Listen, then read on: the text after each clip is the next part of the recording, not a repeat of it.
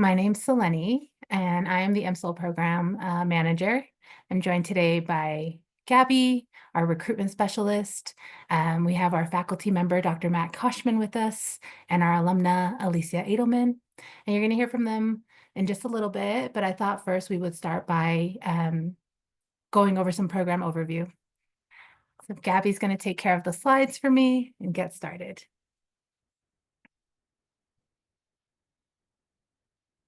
This is a brief overview of our agenda and what you can expect, the order with which we'll follow in our time together.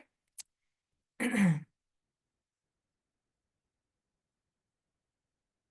like I said, my name's Selene. I'm the program manager for the program. I've been with this program for about 3.5 years now. I started off as the program coordinator. Now I'm the program manager. Gabby, do you want to introduce yourself? Yeah, hi everyone. My name is Gabby Good. I am the recruitment and admission specialist for the MS in Organizational Leadership program. So all questions relating to before being fully enrolled in that program application, any part of it would come to me. Thank you so much for joining us. And if you have any questions, please feel free to put them in the chat because we'll also open up for question and answer at the end if we have time. Thank you. Okay, so I'll go through this really quickly because I know we're excited to hear from Dr. Koshman and from Alicia and their perspective that they'll bring in answering any questions that you may have. So to give you a glimpse of the program overview, Gabby, if you can move the screen. The history of it is that the program first launched in fall of 2018. It was developed with non-traditional students and working professionals in mind. This program is offered in partnership with the graduate school. So often we've had questions like, oh, does it say continuing education on my degree? It does not. It just says the University of Colorado Boulder. We graduated our 500th student during the spring 2024 semester, and we are currently preparing to graduate our latest batch of graduates from the fall 24, spring 25, and summer 25 semesters. So getting into the program overview, this is a 10-course program for 30 credits total. It consists of 6 core courses and 4 electives. These 4 electives make up our specialized tracks, which we'll kind of go into a little bit more in depth in the next slides. This is a fully online asynchronous program, with our semesters being split into 2 7-week terms. Students typically take 1 course per term, so that's 2 classes a semester. One thing I do like to note is that while the program itself is fully asynchronous, some of our instructors do utilize group work, so you'll have to meet at a synchronous time to talk with some folks in your group. This program, as I said, was designed with the non-traditional and the working professional in mind. So that being said, there's a lot of flexibility built in. Most students do complete the the program, in 19 months or 5 semesters, but students have up to 4 years to complete the program from the time they're admitted. And as for, again, tying in with that flexibility, the learning model is admitted students all begin in a cohort that they can stick with through the program, or they can move at an independent pace. So we call that a more independent track to take courses as their schedules allow. So those specialized tracks I mentioned are those 4 electives in the program. Currently, we offer the human resources track, a strategic leadership track, organizational communication, leading innovation, and our general organizational leadership track, which allows you to kind of build out the electives you wish to take. And then in the fall, we are reconfiguring some of those elective combinations to offer our corporate communication and public relations track, which is offered in partnership with our corporate communications program. We have an executive leadership track we're launching, leading high achieving teams, and then organizational training and development. And again, this is really just a configuration of the electives that we offer. So now I'm going to put myself on mute and allow Dr. Koshman to speak a little bit more so you can get some perspective on faculty's perspective on the program. Hi, everyone. I'm Matt Koshman. I'm a professor in the Department of Communication here at the University of Colorado Boulder, which is part of the broader College of Media Communication and Information. I have actually been involved in the MSOL program from the very, very beginning. I was part of a group of people we were doing some focus groups and some interviews when continuing education was figuring out what kind of online program to offer for working professionals. We eventually settled on the a program of organizational leadership. I had inquired about teaching in the program and was told that we need to develop a full track. And so I, with my colleagues here in the Department of Communication, we developed the organizational communication track, which you just saw on the previous slide. Organizational communication is one of the main research and teaching areas here in our department at the University of Colorado, and we have a number of faculty who are involved in that line of work. And we put together a 4-course track that highlights some of the main areas of organizational communication, like organizational culture, knowledge management, group communication, and difference and diversity in organizing. I've taught the group communication course. That's my main course many, many times. I've also helped deliver some of the other courses by our other faculty members. We have people both in our department and friends of our department who have either our professors at other universities or some working professionals who are graduates of our program who also teach in the program as well. So that's a little bit about my background, and I'm sure there'll be more to say about that as we get into some of the questions and answers. Fantastic. Thank you so much. Alicia, would you mind introducing yourself? Alicia is one of our alumna, very recent alumna, graduated last year. Yes. Hello, everyone, and welcome to the session. Thanks for joining us today. My name is Alicia Edelman, and my pronouns are she, her. I'm a research development specialist and strategic nominations manager here at CU Boulder. So I work in the Research and Innovation Office on campus. I have a bachelor's in human development and family studies from 2013. Then I went, out into the workforce for a little while and thought about getting a master's in public health. Kind of started down that track for a little while and then ended up moving out here to Colorado and then started the MSOL program in January of 2023 and graduated the summer of 2024. So I stuck to that 19-month track.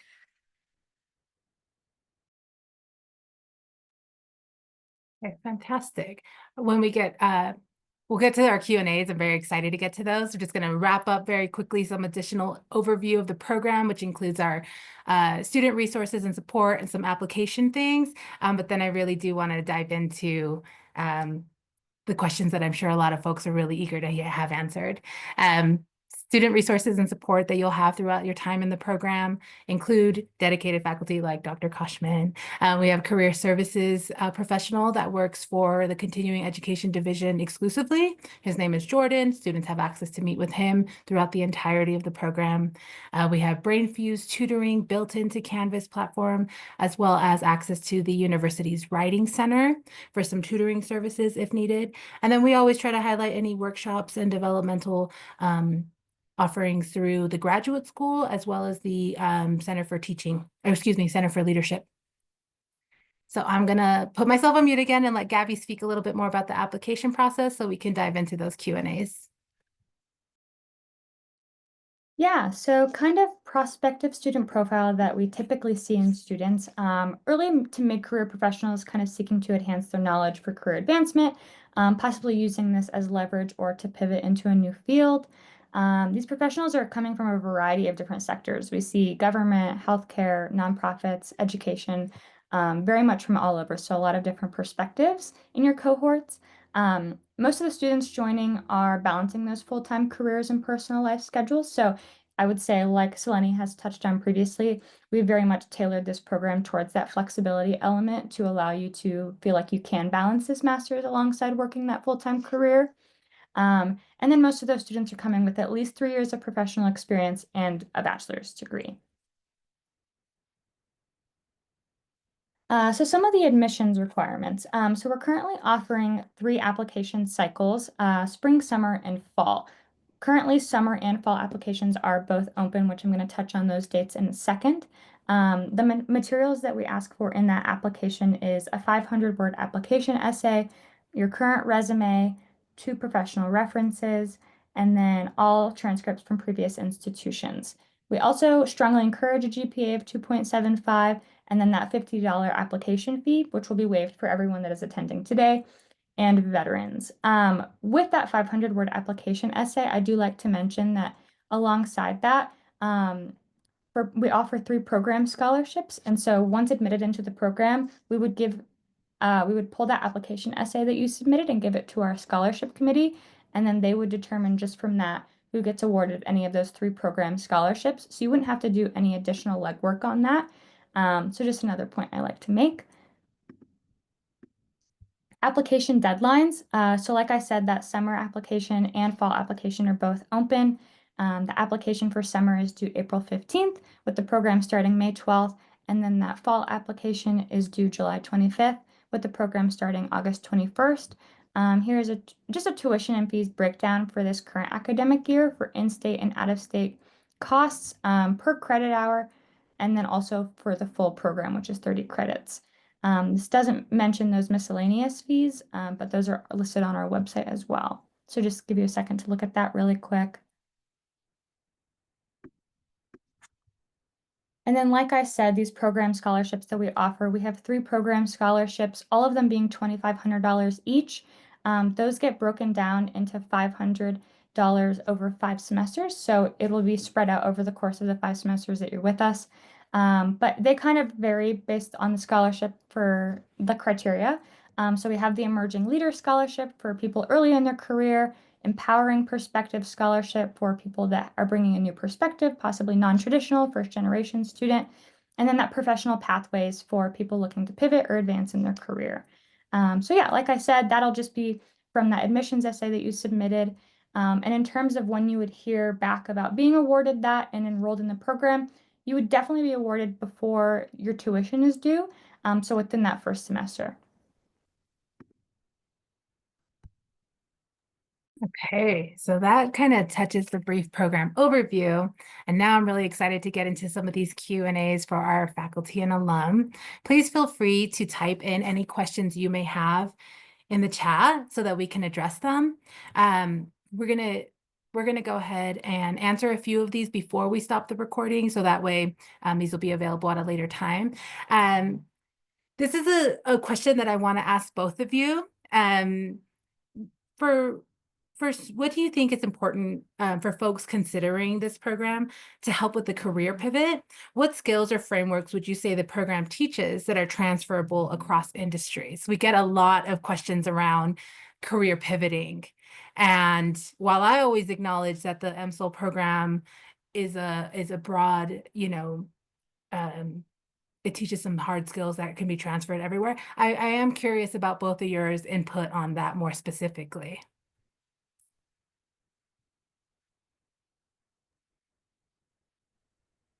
Dr. Koshman, would you like to go first, or are you still thinking on it? I'm happy to go first. Should I start with something simpler? No, I'm happy to go first. Okay. One of the most important things I think people should think about is what exactly do they need or are they looking for in their career going forward, and whether or not an online degree like this or any program is necessary, sufficient, adequate, helpful for that pursuit. I think the answer is yes for many people, but sometimes the answer is no. And what we want to make sure that people know is that, I mean, it's a notable commitment to be involved in a program like this. It's incredibly fulfilling and rewarding and beneficial. But if it's not what you need for your career path, you want to think critically about that. Despite all the support and encouragement you're going to have in the program, you know your career path better than anybody else. And so there is a limit on what we can tell you to do or direct you towards. We can provide the resources, we can provide the support, but you need to have a clear sense of why you're doing this and how this will serve your career development, because that's one of the few things we probably can't provide for you, although we can provide the encouragement and the support and the resources as you take ownership of that decision. So I would start there, as that's one of the most important things overall to consider as you approach a program like this. Fantastic, Dr. Koshman. Thank you for that. Scaffolding kind of off of that, there was a part of me that knew that I needed more leadership experience and more leadership understanding. I learned a lot through this program, especially about different styles, both of receiving and giving leadership, right? And in addition to that, yeah, I kind of had an idea about how I wanted to pivot in my career. I would like to lead a team, and right now I'm managing programs and projects. But in addition to that, that we also had some sort of like strategic career planning sort of session with one of our faculty members that also really helped me think not just, what can I do with that in my current position, but also how can I grow with that? And if a leadership position doesn't open up in my office, what else can I do, right? And that's the beauty of this program. It opens more than just becoming a leader in whatever area you're already in. For me, it has opened the potential of becoming a leader potentially outside of academia and in industry.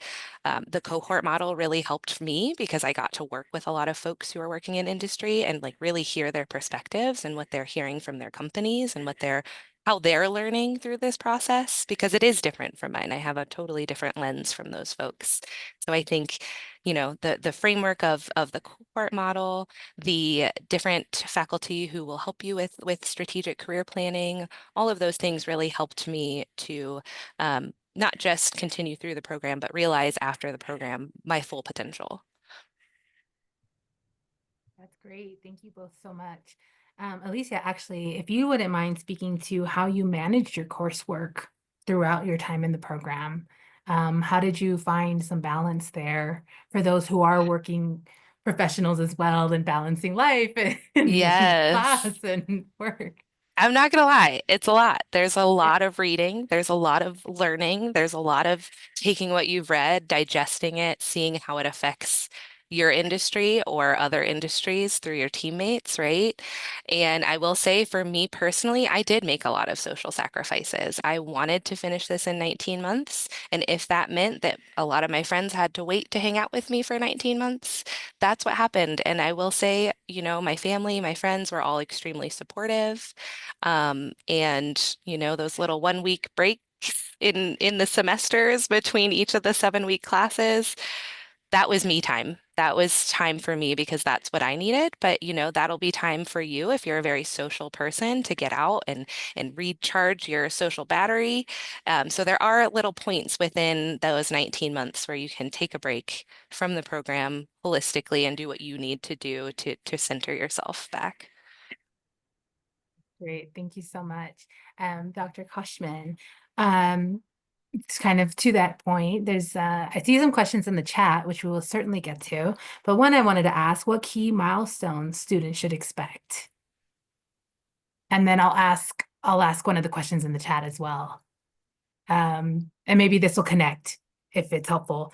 Somebody asked, how are emerging leadership trends such as digital transformation or diversity and inclusion incorporated into the curriculum? Yeah, and by milestones, I assume you're talking about different kinds of capstone projects and exams and things like that. Yeah, Correct. so I mean, every course is going to be designed a little bit differently, but most courses are designed around a handful of deliverables, written assignments, sometimes video assignments, or other kinds of creative projects with some sort of capstone project. In the class that I teach, I usually give students a couple different options.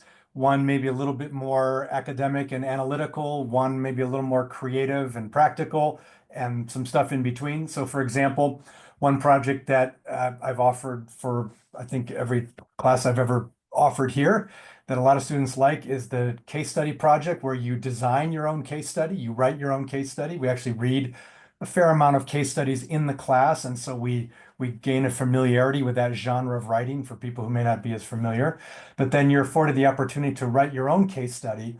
And a lot of people really like this. In many ways, I think it's a bit therapeutic as they identify different things they've experienced in their professional circumstances and then develop a case around that where they problematize some aspect. In this class, it happens to be about group communication or teamwork, and then apply a lot of the course material to that particular issue, the case, and then develop what is essentially a teaching deliverable that could be used in a future class. So that's one of the things. Most classes have some sort of exam or more objective assessment. I certainly do that with a series of multiple choice exams that also have short answers. Those are usually have like a chunk of time set aside to do that. The discussion board is also a very prominent feature of many classes where you are encouraged to interact with each other around different discussion prompts or course material concepts or ideas. Those are some of the main things. I'll stop there for now, but certainly can add to that if there are further inquiries. Well, I would say it definitely sounds to, and to speak to kind of that question we have in the chat about emerging leadership trends, is that this format does allow for students to remain aware of what is emerging and speak to it and start incorporating that. One of the feedbacks I have had from students is that they are taking what they're learning in class and incorporating it pretty early on into their current work. And one thing I was thinking about was even your early adoption of an AI avatar in your own coursework, Dr. Caution. Yeah, I've experimented with that and have gone through some different versions of deep fake technology and things like that. So that's very much there's a fair amount of experimentation that happens in this online environment.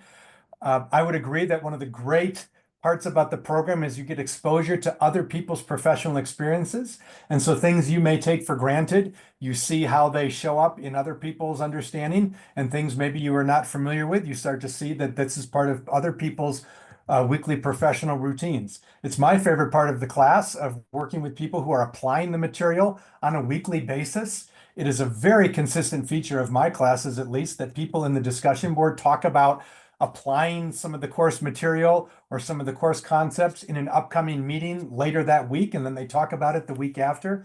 And so we get some fairly real-time assessment and application of the course material. And that's another great way to keep up with emerging trends, because you're seeing very quickly how people's applications of the ideas are working or not working, or how they're correcting their understanding of those ideas. And I think it's a wonderful feature of the program. Thank you so much.